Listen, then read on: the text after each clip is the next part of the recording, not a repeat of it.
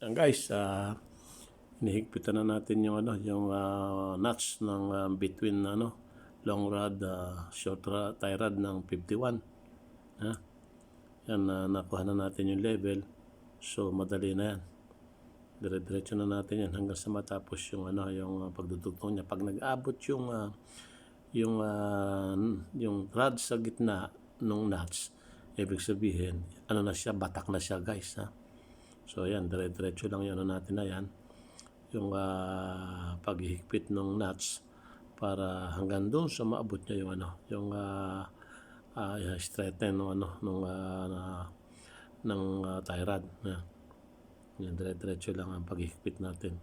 Kasi yan eh. Pagka nagpunta sa gitna, hinihila. Humihigpit siya, nagtatight siya.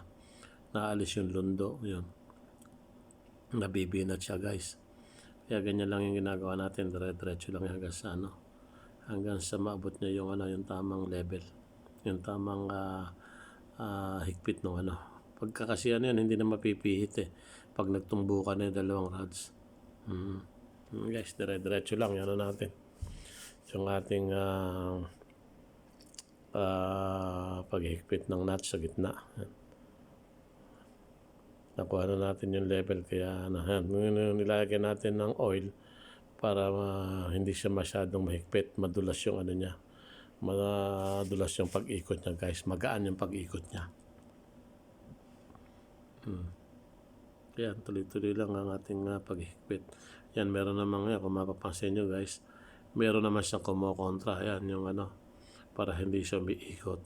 So naka-fix siya yung wala siyang movement. Kasi pag gumalaw siya, mawawala naman siya sa level. Medyo mahigpit. Yun, meron tayong pamihit na natin yung fabricated. Siya natin sinusulot sa butas. Ayan kung makikita nyo. Dalawang tao. Medyo mabigat pero kayang-kaya naman kasi ang importante hindi gumagalaw yung tie rod. Yan guys, malapit na yan mag-abot. Konti na lang, abot na yan. So tsaga-tsaga lang ng mga tao natin na mahigpitan yan guys. Kasi pag binat na yan, hindi na natin mapipihit yan. Ibig sabihin nag-abot na siya. Kaya konting tsaga lang yung pag-ikot-ikot ng ating nuts na sa gitna yan. Lalagyan na naman ng langis ng ating assistant, ng mga helper natin. T51 yan guys. Susunod natin dyan yung tie rod number 52. Pag nahigpitan na natin yan, ang isusunod natin tie rod number 52. Nailagay na natin yung yung short tie rod ng 52, yung mahaba na lang yung ibababa natin. Andun na yung sa taas yung track. So ibababa na lang natin doon. Yan. Yan guys, dire-diretso lang ating ayan, malapit na, sinisilip na natin ng kasama natin na visor. Yan. Pagka okay na yan, pipicturean niya and then tatawagan natin yung quality control for inspection.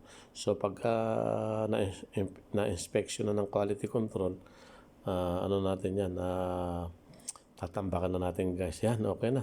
Pinipicture na ng ating supervisor. Yan, lalagyan na natin yan ng nuts guys. Yan. Yan lang guys. Okay na yan. At isusunod natin tie rod 52. I-update ko kayo sa tie rod number 52 guys.